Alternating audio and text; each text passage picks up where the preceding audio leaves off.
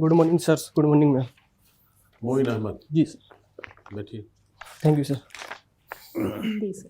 How are you feeling? Sir good. Good. जी sir. Happy to face the board, जी sir. Right? पहली बार face कर रहे हैं, पहले किया है?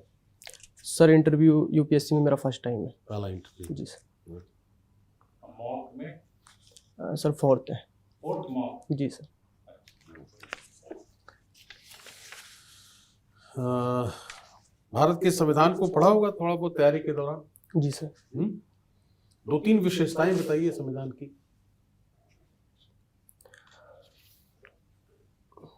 सर भारतीय संविधान की प्रस्तावना में एक ब्रॉड एस्पेक्ट लिया गया है जिसमें न्याय, स्वतंत्रता और समानता पर फोकस किया गया है। दूसरी सर जो सबसे बड़ी विशेषता भारतीय संविधान की है उसमें जुडिशरी और एग्जीक्यूटिव और जो लेजिस्लेचर है उसकी जो पावर्स हैं उसको डिफाइन किया गया है। तीसरा जो राज्य की स्वायत्तता है उसको भी डिफाइन करने के लिए भी केंद्रीय सूची, समवर्ती सूची और राज्य सूची का निर्माण किया गया है। Election commission of India, CAG, महान्यायवादी जैसी संस्थाओं का भी निर्माण किया गया है ताकि भारत में सामाजिक आर्थिक विकास एवं चुनावी प्रक्रिया को बेहतर तरीके से प्राप्त किया जा सके। अभी उपराष्ट्रपति ने एक बात कही है कि न्यायपालिका संसद की संप्रभुता में हस्तक्षेप नहीं कर सकती। पढ़ा होगा ना अखबार? जी सर। भारत की संसद संप्रभु है? सर मेरा मानना है कि भारत में संविधान संप्रभु है, न कि संसद और जुडिशरी संप्रभु है। तो संविधान को संप्रभु मानकर जो न्यायालय के द्वारा बेसिक स्ट्रक्चर का प्रतिपादन केशवानंद भारती केस में 1973 में किया गया था, उसका आधार कहीं न कहीं संविधान की सुप्रीमेसी को स्थापित करना है। तो ये कहीं लिखा है कि संविधान संप्रभु जैसा आप बता रहे हैं? सर सोर्स क्या है, कहाँ लिखा है ऐसा? सर लिखा तो नहीं है, लेकिन एक लोकतांत्रिक देश में संविधान की सर्वोच्चता ही प्राथमिक उद्देश्य होता है। तो सर्वोच्चता और संप्रभुता में कोई अंतर समझते हैं आप, सुप्रीमेसी एंड सॉवरेनिटी में? जी सर, सर्वोच्चता और संप्रभुता में अंतर होता है।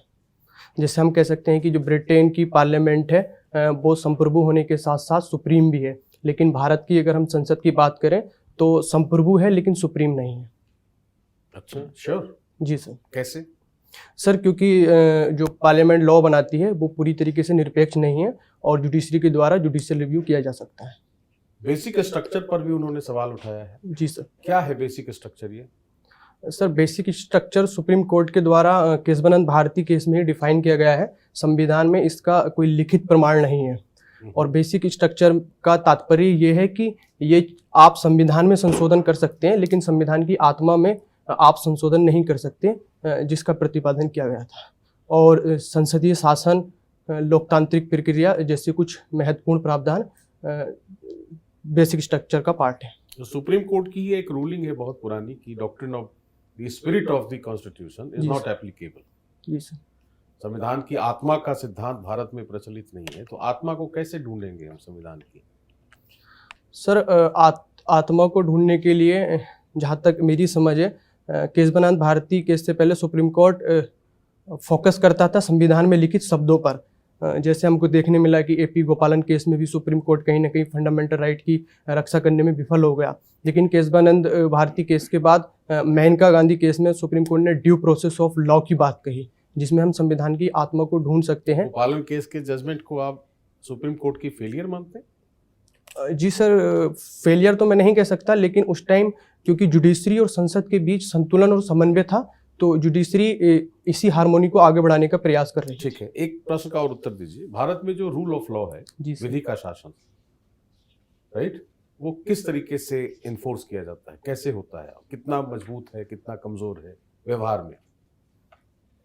सर रूल ऑफ लॉ का तात्पर्य है कि कोई भी व्यक्ति हो देश के अंदर वो कानून या विधि से ऊपर नहीं है और जो पार्लियामेंट के लॉज हैं तो उन्हीं के अनुरूप जो भारत के सभी नागरिक हैं वो अपने कर्तव्यों का निर्वहन करेंगे।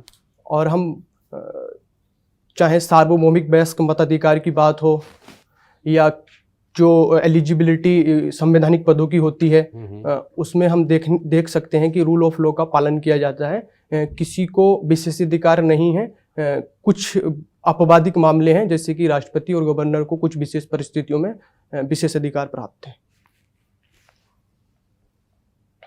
आईएएस तुम्हारा फर्स्ट प्रेफरेंस है? जी सर। क्यों?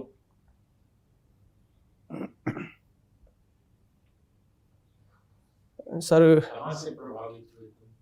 कहीं से कुछ मतलब पीयर से, पेरेंट्स से, अपने जिले में जहाँ रहते थे, कुछ कोई ऐसा फैक्टर था जहाँ से तुमको प्रभावित हुआ? सर चॉइस की स्टार्टिंग में हमारे घर न्यूज़पेपर काफ़ी वर्षों से आता है, तो मेरे ताया जी थे। तो जब मैं न्यूज़पेपर पढ़ता था तो मैं अपने ताया जी से पूछता रहता था कि जिलाधिकारी ने दौरा किया, इसको निलंबित किया, विकास परियोजनाओं को लागू किया। तो वो कुछ ऐसी चीज़ें थी जिन्होंने मुझे प्रभावित किया कि मैं भी आगे चलकर जीवन में कुछ बेहतर करके कुछ ज़रूरतमंद और गरीब लोगों की मदद बेहतर तरीके से कर सकता हूँ, उनको उनके अधिकार दिला सकता हूँ। तो ये कुछ रीज़न थे जिनसे मैं प्रभावित हुआ। कोई परिवार में थे सिविल सर्विसेज में? नहीं सर, मेरी फैमिली में कोई सिविल सर्वेंट नहीं। फिर भी आपको की प्रेरणा मिली कि इसमें सिविल सर्विसेज की भूमिका पर बहुत क्वेश्चन मार्क्स लग रहे हैं। जी सर। कई लोग कहते हैं कि सिविल सर्विसेज है let down India nation building में या इकोनॉमिक डेवलपमेंट जितना होना चाहिए था भारतवर्ष में, उतना हुआ नहीं। और इसका as a change agent civil servant भी इसके लिए बहुत हद तक जिम्मेदार है। क्या कहते हैं सर? मेरी व्यक्तिगत समझ ये है कि ये तो हम नहीं कह सकते कि पूरी तरीके से सिविल सर्विस का रोल नकारात्मक या अछूत। जी सर। उनकी भी भूमिका रही है इंडिया के उस लेवल तक नहीं पहुंचने। सर जहाँ तक मुझे लगता है कि सिविल सर्विसेज से आए सिविल सेवक, जैसे टीएन सेशन के द्वारा चुनाव सुधार की प्रक्रिया हो, या मैं एक नाम याद नहीं कर पा रहा हूँ, लेकिन 2010 में जो कैग थे, ऐसे कुछ महत्वपूर्ण अधिकारी रहे हैं जिन्होंने भारत की व्यवस्था में एक आमूलचूल परिवर्तन किया है। परंतु हम देख सकते हैं कि कुछ हमको जटिलताएं भी नज़र आती हैं, जैसे कि औपनिवेशिक मानसिकता प्रणाली, कम्युनिटी से कनेक्ट ना हो पाना, अकाउंटेबिलिटी का उस लेवल का ना हो पाना। ये कुछ ऐसी कमियां मुझे नज़र आती हैं जिसकी वजह से लगता है कि सिविल सर्विस भी कहीं ना कहीं भारत को एक बेहतर राष्ट्र न बना पाने के लिए जिम्मेदार है। जी सर, कुछ हद तक है, लेकिन पूरी तरीके से मैं सहमति नहीं रखता हूँ। आपको ऐसा लगता है कि सिविल सर्वेंट्स एरोगेंट होते हैं? एरोगेंट समझते हैं? जी सर। अहंकारी, मतलब अपने आप को। Self possessed. जी सर। दूसरे को अपने सामने वैल्यू नहीं देना, ऐसा आप महसूस करते हैं? सर सभी सिविल सर्वेंट को ऐसा तो नहीं कि यूपीएससी पास करने के बाद ये अहंकार स्वयं ही आ जाता है आपके व्यक्तित्व में? तो एक लाखों के बीच हम चुने हुए हैं, हम हमारे सामने कौन बोल सकता है? और अगर ऐसा है तो ये बहुत ही नेगेटिव व्यू है। आप से सहमत हैं?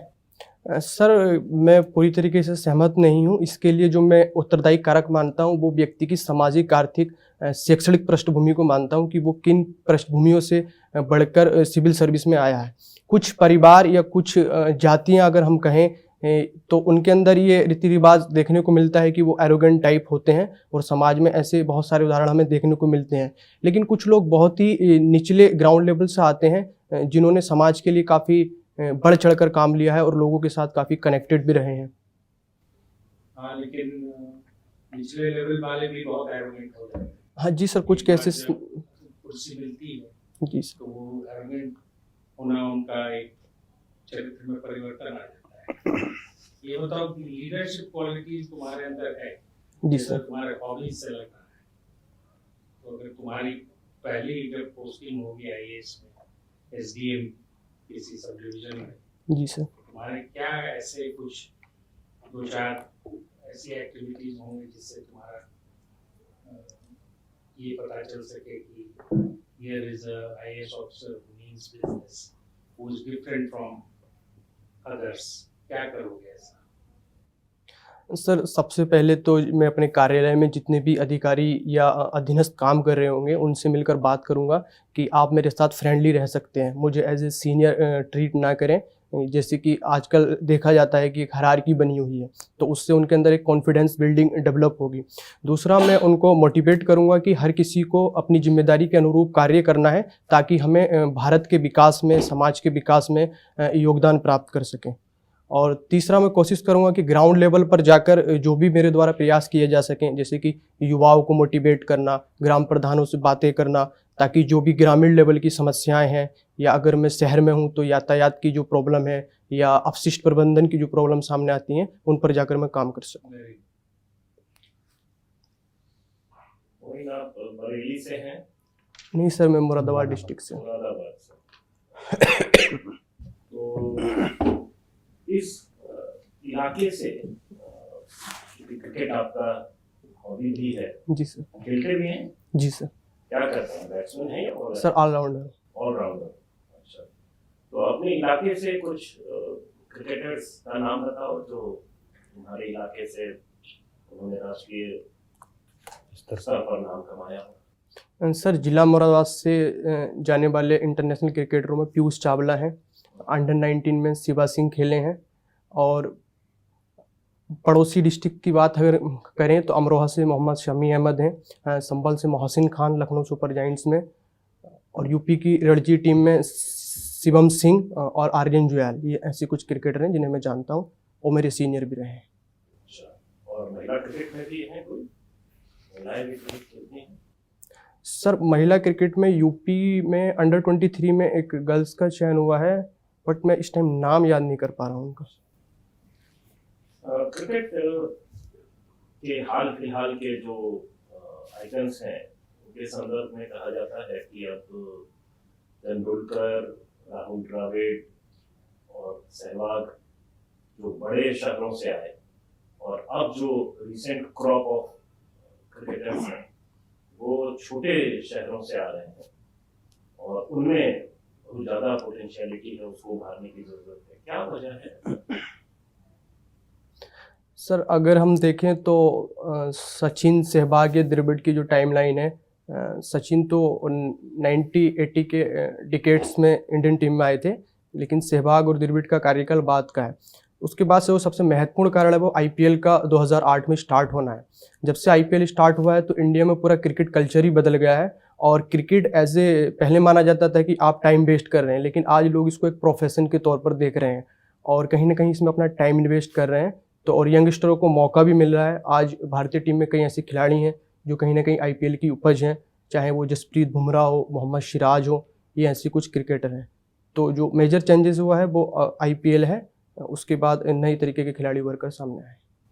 मुझे लगता है कि आईपीएल के आने से जो छोटे शहर हैं उसमें भी उत्सुकता बढ़ी है और वहाँ से भी टैलेंट हंट हो पा रहा है बेहतर तरीके से। जी सर, जहाँ तक मैंने देखा है हमारे ज़िले में भी मुरादाबाद प्रीमियर लीग होती है, साथ ही आसपास के ज़िलों में भी इस तरीके की कबड्डी में भी एक प्रीमियर लीग जैसी चीज़ें आई हुई हैं। जी सर। उससे कुछ प्रभाव दिख रहा है?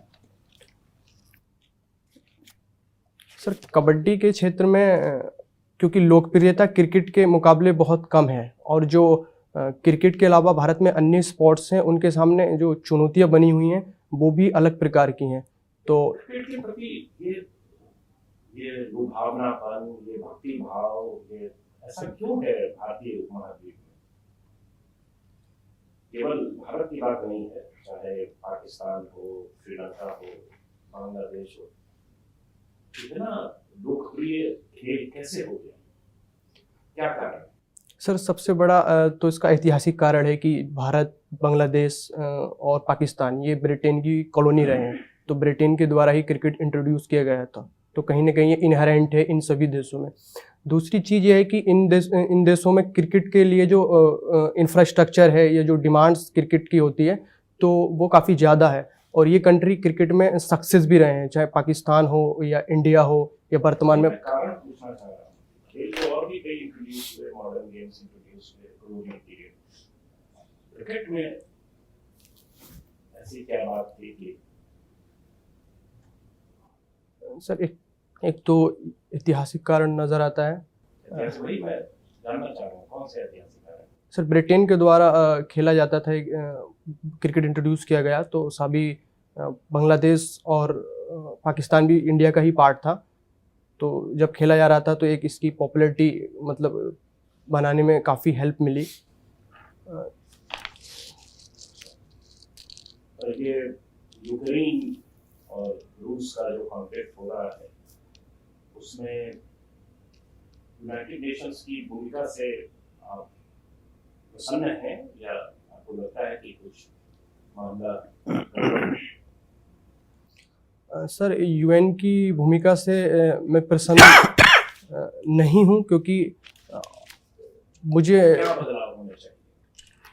सर जो सबसे बड़ा बदलाव होना चाहिए वो यूएन के सिस्टम में यूएनएससी की जो प्रक्रिया है जहां वीटो पावर का इस्तेमाल होता है उसको एक लोकतांत्रिक बनाया जाए, जो भारत 90 के डिकेड से ही काफ़ी मांग कर रहा है। क्या अगर भारत यूएनएससी का मेंबर, परमानेंट मेंबर होता तो उसकी पोजीशन कुछ अलग होती इस युद्ध को लेकर, जैसा कि आज हमारा है?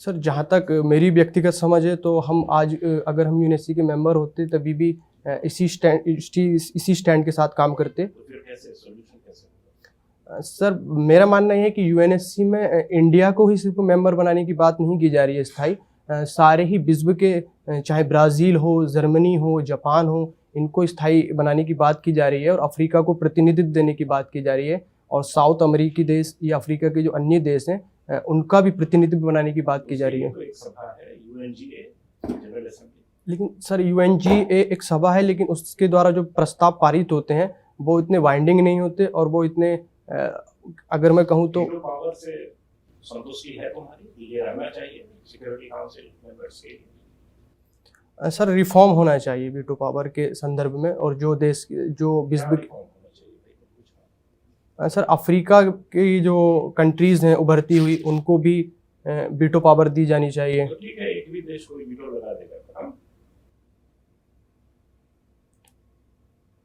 सर लेकिन बैलेंस ऑफ पावर के लिए ये भी ज़रूरी है कि दुनिया के जो पावरफुल देश है उन्हीं के द्वारा शांति और स्थिरता स्थापित की जा सकती है, परंतु वो सब एक ही पैमाने पर हो। तो यदि हम हर देश को वीटो पावर देंगे तो समानता का तो हम पालन कर पाएंगे, लेकिन अंतर्राष्ट्रीय राजनीति में हर देश की स्थिति समान नहीं है, तो ऐसा पॉसिबल नहीं है कि हर देश को वीटो पावर दे दी जाए। लेकिन जो देश अंतर्राष्ट्रीय राजनीति में कद बड़ा रखते हैं और अपना कद बढ़ा रहे हैं तो उनके पास ये पावर होनी चाहिए, ताकि वो उससे समस्या का समाधान तो नहीं हो रहा है। मैं पूछना ये चाह रहा हूँ, ठीक है पावर रिफ्लेक्शन वीटो पावर में दिखेगा सिक्योरिटी काउंसिल, समाधान कैसे? सर अंतर्राष्ट्रीय राजनीति में जो सबसे पॉपुलर टर्म है वो नेशनल इंटरेस्ट है, तो हर देश के अपने नेशनल इंटरेस्ट डिफरेंट होते हैं, तो वीटो के द्वारा तो इस समस्या का समाधान नहीं किया जा सकता है। नेशनल इंटरेस्ट अगर किसी देश के किसी से मैच होते हैं तो तभी वो लोग एक ही प्लेटफॉर्म पे आते हैं। जैसे 1991 में यूएसएसआर के विघटन के बाद हमने देखा कि पूरी दुनिया एक सामूहिक लेवल पर आकर बात कर रही थी, चाहे वो वॉर एंड टेरर की बात हो या क्लाइमेट वार्ताएं हो, तो उस टाइम काफ़ी बढ़ चढ़ कर ये चीज़ें आगे बढ़ रही थी क्योंकि सभी देशों के नेशनल इंटरेस्ट एक ही पैमाने पर थे। हंस मॉर्गन्थु का नाम सुना है? Yes ma'am. नेशनल इंटरेस्ट के बारे में क्या बोलते हैं वो? मैम नेशनल इंटरेस्ट के बारे में उन्होंने बोला है कि नेशनल इंटरेस्ट परिवर्तनशील होते हैं, यानी कि कभी भी एक जैसे नहीं होते और समय के हिसाब से बदलते रहते हैं। और एलिमेंट्स ऑफ पावर उन्होंने कहा दिए थे, कुछ एलिमेंट्स ऑफ पावर उन्होंने बताए थे। जी मैम। पावर किस किस एस्पेक्ट्स पे बेस होता है, तो जैसे इकोनॉमिक, मिलिट्री, मोरालिटी, इस तरह की बातें कही थी। तो अगर आपको चुनने को कहा जाए वेदर इकोनॉमिक पावर और मिलिट्री पावर, इन दोनों को, economic versus military power, which one do you think is more important?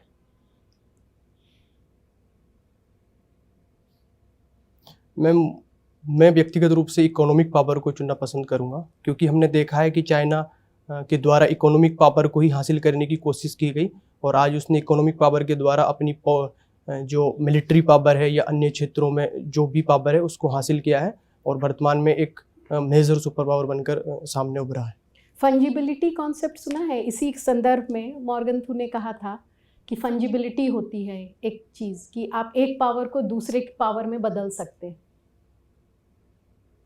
नहीं, कोई बात नहीं नहीं। नहीं मैम, उस तो जो पावर्स की बात करें तो great powers, middle powers, Canada एक मिडिल पावर है, जी। लेकिन हर दृष्टिकोण से वो केपेबल है वो ग्रेट पावर बन जाए, तो वो क्यों नहीं एस्पायर किया कभी ग्रेट पावर बनने के लिए?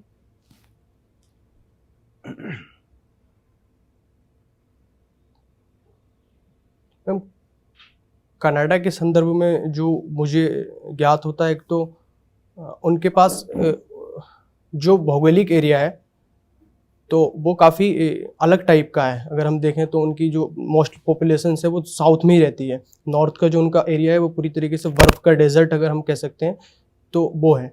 तो और उनके जो जीडीपी है तो वो उस लेवल का नहीं है कि वो एक वर्ल्ड में सुपर पावर के तौर पर प्रतिनिधित्व कर पाएँ।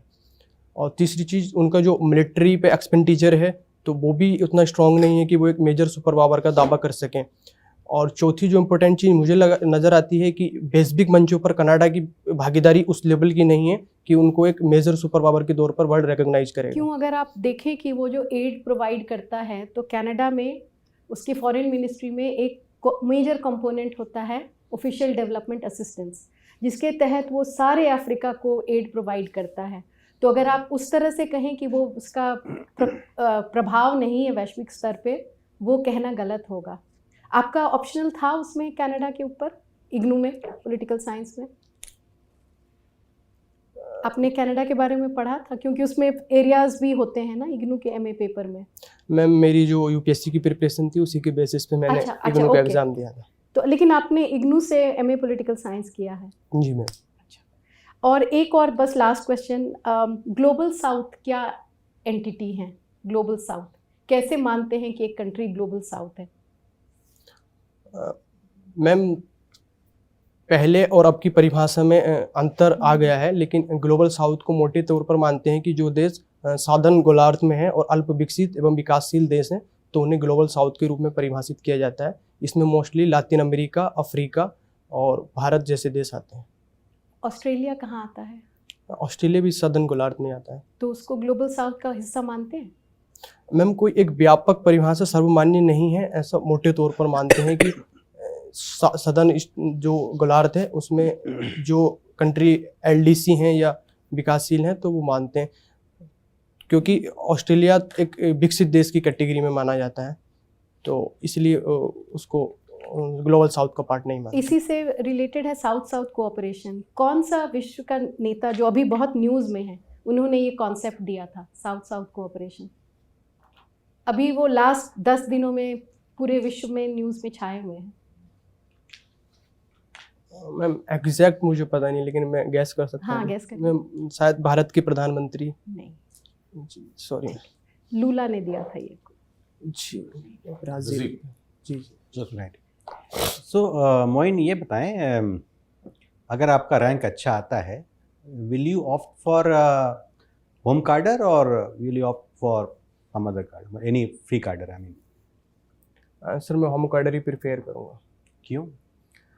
सर, क्योंकि यूपी वर्तमान में हम देख रहे हैं जो प्रेजेंट गवर्नमेंट है तो वो लोगों के सामाजिक आर्थिक विकास के लिए प्रतिबद्ध है और विभिन्न तरीके की योजनाएं आगे बढ़ा रही हैं। तो मैं कोशिश करूंगा कि मैं भी उन योजनाओं में पार्टिसिपेट कर अपने राज्य के लोगों के सामाजिक आर्थिक हित को ऊपर करूं और जो यूपी की प्रॉब्लम्स हैं, चाहे वो माइग्रेशन हो या पॉवर्टी हो, एमपीआई इंडेक्स में 37.7% हमारी गरीबी है, शिशु मृत्यु दर, बाल मृत्यु दर, प्रवासन जैसे मुद्दे हैं, इनको मैं कम कर पाऊँ। तो if the present dispensation changes, अगर अभी जो करंट पॉलिटिकल पार्टी है वहाँ पर वो चेंज कर जाती है तो आप यूपी नहीं चूज़ करेंगे? नहीं सर, मैं यूपी ही चॉइस करूँगा।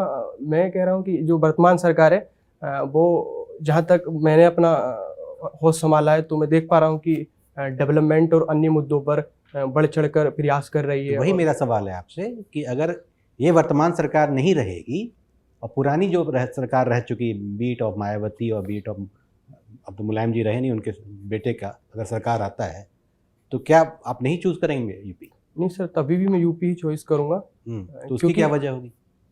सर, सरकार कोई भी हो तो कोशिश लोगों के सामाजिक आर्थिक विकास को प्राथमिकता में ही रखती है। मेरा मानना यह है कि क्योंकि मैंने अपने होश में इस गवर्नमेंट को करीब से देखा है तो हो सकता है कि मुझे इनकी जो पॉलिसीज़ हैं वो ज़्यादा लगती हों, और आज सोशल मीडिया का युग है तो पहुंच लोगों तक आसान हो गई हो, बट कोई भी सरकार आएगी तो इसी को कंटिन्यू करने का प्रयास करेगी। राइट। सो ये बताइए, the whole policy about home cadre and other than home cadre, is this a good policy? Because आप यूपी से हैं, आप उसके परिवेश से पले बड़े हैं, आप उसके परिवेश को अच्छा तरीके से जानते हैं, तो शुड नॉट ऑल यूपी से जो क्वालिफाई कर रहे हैं बच्चे, they should be allowed to opt for home cadre rather than what rank they get? ये पॉलिसी अच्छी है ब्यूरोक्रेसी में?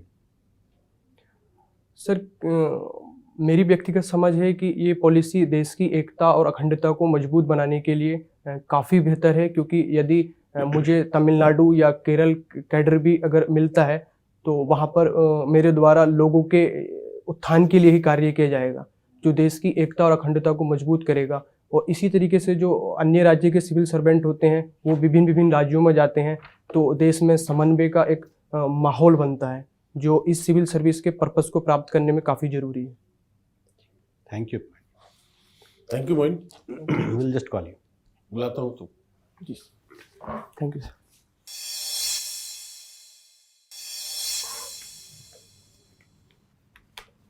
Good performance. बैठो बैठो। Thank you sir, thank you. मैं अपनी तरफ से बता दूं कि जैसे भारत में जो मैंने क्वेश्चन पूछा था ना संप्रभुता पर, जनता संप्रभु है ना, संविधान क्यों? शुरुआती होती है हम भारत के लोग, जी सर। नहीं? We the people of India. The people of India. The source of constitution is the people, right? और फिर बहुत सारी रूलिंग्स भी है सुप्रीम कोर्ट की। एक मदन गोपाल काबरा का केस है जिसमें कहा गया है कि people of India forms the single political unit which is sovereign, right? तो सर्वोच्चता संप्रभुता, तो भारत की संसद संप्रभु नहीं है, ब्रिटेन की संसद संप्रभु है ना, वो ध्यान रखना थोड़ा, कि वो ये वाइस प्रेसिडेंट ने कह दिया है ना, ये क्वेश्चन पूछा जा सकता है। ठीक, बाकी तो ठीक है ओवरऑल। ये मैं तुम्हारे नाम में AHAMD जी सर। स्पेलिंग क्यों? हम सर 10th क्लास में टीचर ने लिख दिया था तो उस टाइम पता भी नहीं होता था। मुझे लगा कि न्यूमरोलॉजी वगैरह से। नहीं सर, ये टीचर ने जो लिख दिया था वही फिर मुझे कैरी करना पड़ा है। अहमद बनते बनते सर उस टाइम इतनी अवेयरनेस थी नहीं, और मैं जिस फैमिली से आता हूँ मेरे फादर भी पढ़े लिखे नहीं हैं। जाओगे DM बन के उसकी छुट्टी कर तुम्हारा नाम anyway, that's just right. तुम्हारा क्योंकि पॉलिटिकल साइंस और IR डोमेन एरिया है ना, उस पर बहुत तुम्हें स्ट्रांग होना पड़ेगा। जी मैम। वो मार्गंथु के उस बुक में पढ़ोगे तो वो फंजिबिलिटी डिबेट मेजर है, तो वो थोड़ा देख लेना। कनाडा नहीं बनता है बड़ा power because it wants to be a good citizen, we seen as a good citizen. Middle internationalism एक कॉन्सेप्ट है, तो उसके तहत वो नहीं चाहता है कि वो ग्रेट पावर बने, हालांकि उसके पास सब कुछ है। ठीक है, situation based answers are very well attempted. कब है आपका इंटरव्यू? Ma'am 16 Feb. तो अभी टाइम है, तुम you are good candidate and you have that sincerity of purpose and honesty about you, and you tried to answer very well और confidence लाओगे तो मैं समझता हूँ कि you will cross the 70% barrier very easily। थोड़ी सी एनर्जी चाहिए, answer confident थे, थोड़ी सी एनर्जी और चाहिए। राव बिल्कुल नहीं सर, एनर्जी में फिर एक्स्ट्रा एनर्जी आ जाती है, तो तो फिर इसलिए मैं अपने आप को बहुत मतलब शांत रखने नहीं, की कोशिश सबड्यूड करता मत हूँ। रहो। सबड्यूड नहीं करना। सब करो, बैलेंस करो। ये पहला इंटरव्यू है? सर हाँ, UPSC का मॉक इंटरव्यू 4th है सर। 4th। जी सर। तो थोड़ा मुस्कुरा कर भी ट्राई करो। जी smiling face is always a better face than non smiling face. हल्का मुस्कुराहट, कभी हंसना नहीं है, जी सर। हल्का मुस्कुराहट भीतर से भीनी तरीके से वो। दूसरा, ये जो तुम्हारा ट्राउजर्स है उसमें वो सिलाई दिख रही है। दूसरा, ये शू नहीं चलेगा। हाँ, सॉक्स भी फॉर्मल शूज चाहिए। जी सर, ये मैं चेंज फीता करूँगा हाँ, अभी। वो ये अच्छा दिखता नहीं है। और दूसरा, अगर जैसे देखो जिस कुर्सी पर बैठे हुए तो अगर पाँव तुम्हारा जमीन पर नहीं आ पा रहा है तो थोड़ा सा आगे आगे बैठ जाओ। अच्छा, शुरुआती दौर में बहुत ही बिल्कुल अग्निपथ के अमिताभ की तरह बैठे हुए थे तुम, टेढ़ा। जी सर, मैं इस पे कंफर्टेबल नहीं हूँ। हाँ, तो वो तुम्हें डिस्कवर करना है। वहाँ हो सकता है कि उसी तरह का हो, जी you have to learn this. You have to say shoes तो चेंज कर लेना वो हाँ, जी सर, अभी मुझे खरीदने, यही मेरे पास अभी अवेलेबल है। है। और अभी यही थे, मुझे खरीदने हैं अभी नए से। हाँ, मतलब खरीद ले, वही कर रहा हूँ मैं, उसको चेंज कर लेना। और टाइम है, आराम से। लेस वाला और सूट चाहिए। थोड़ा जैसे तुम्हारे एकेडमिक बैकग्राउंड से या प्रोफेशनल बैकग्राउंड तो मुझे नहीं दिखा वैसा, तो दिक्कत होगी कि तो एंटिसिपेटेड रेंज ऑफ क्वेश्चंस तुम्हारा क्या होगा, तो anything can be answered. You have this disadvantage, ठीक है। तो अपना लेटरल जो ये है ना स्प्रेड, वो थोड़ा बढ़ाओ। क्योंकि जैसे मान लो कि कोई किसी पर्टिकुलर इंस्टीट्यूट का है और उस इंस्टीट्यूट पर क्वेश्चन आने लगा, तो थोड़ा तुम्हारा जो इलाका है मुरादाबाद और जी ये सर। सब, उस पर थोड़ा बेहतर सर मैंने प्रिपेयर किया है, हाँ, बाकी और कर लूँगा। तैयारी करो, क्योंकि वो जहाँ आएगा वहाँ पर तुम्हारा स्कोरिंग अपॉर्चुनिटी। क्लास इंडस्ट्री है हाँ, सर मैंने किया है वो पूरा। मुरादाबाद cuisine सुनते हैं? क्यूजीन, हाँ, मुरादाबादी दाल जो है, जी सर, आजकल पार्टी में रहता है मुरादाबादी। हाँ। दाल, जी जी। दाल और सर बिरयानी भी है। बिरयानी बिरयानी है। बिरयानी भी हर जगह। और बरेली से क्या जुड़ा? सर यूनिवर्सिटी जो बरेली है, तो उस अच्छा। जो मेरा कॉलेज था वो एफिलिएटेड था बरेली यूनिवर्सिटी से। तो वो भी झुमका गिरा रहे बरेली के बाजार में, ये जी। सब यू नेवर नो। इस तरह का जी जब सर, कुछ नहीं पूछने को होता है तो these are the usual striking points. तो जी ये सब सर। थोड़ा Then the members will get very yes innovative and creative. जी सर, ठीक है, चलो Okay. Overall good. हाँ, overall fine. You good luck. जी सर। चलो, ऑल द बेस्ट।